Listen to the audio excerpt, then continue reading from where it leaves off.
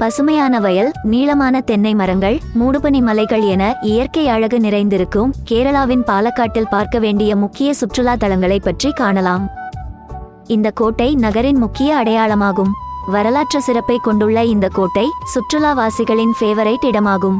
காலை 8 மணி முதல் மாலை 5:30 மணி வரை மக்களின் பார்வைக்காக திறந்திருக்கும். மலம்புழா பாலக்காட்டிலிருந்து 13 கிலோமீட்டர் தொலைவில் உள்ளது. மலம்புழா அணை மற்றும் தோட்டங்கள் இயற்கை எழில் கொஞ்சும் இடங்களாகும். மலம்புழா அணையில் படகு சவாரியிலும் பார்வையாளர்கள் ஈடுபடலாம். மன அமைதியை விரும்புவோருக்கு சிறந்த இடமாகும். இது குடும்பத்தினருடன் ஒருநாள் பிக்னிக் செல்ல சிறந்த இடமாகும். பல்வேறு பறவை மற்றும் விலங்கினங்களை காண முடியும். இது தவிர சுற்றுலாவாசிகளுக்காக மீன்பிடித்தல் மற்றும் படகு சவாரி போன்ற பொழுதுபோக்கு அம்சங்களும் உள்ளன.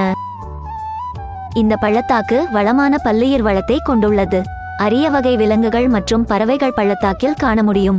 இங்கு 1000க்கும் மேற்பட்ட தாவரங்களும் 34க்கும் மேற்பட்ட பாலூட்டி இனங்களும் 200 வகையான பட்டாம்பூச்சிகளும் உள்ளன.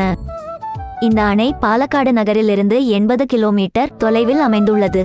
அணையின் கிழக்கு பகுதியில் 2000 அடி உயரத்திலிருந்து தண்ணீர் கொட்டும் அருவி உள்ளது.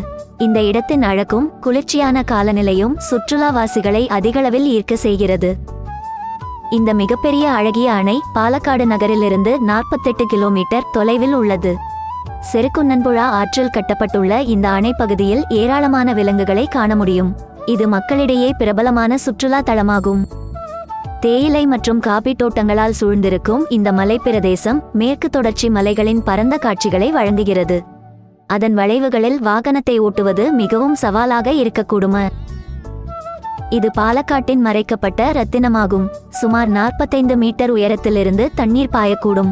வனப்பகுதிக்குள் 8 கிலோமீட்டர் தூரம் பயணித்தால் இந்த அழகிய நீர்வீழ்ச்சியில் நீராடி மகிழலாம்.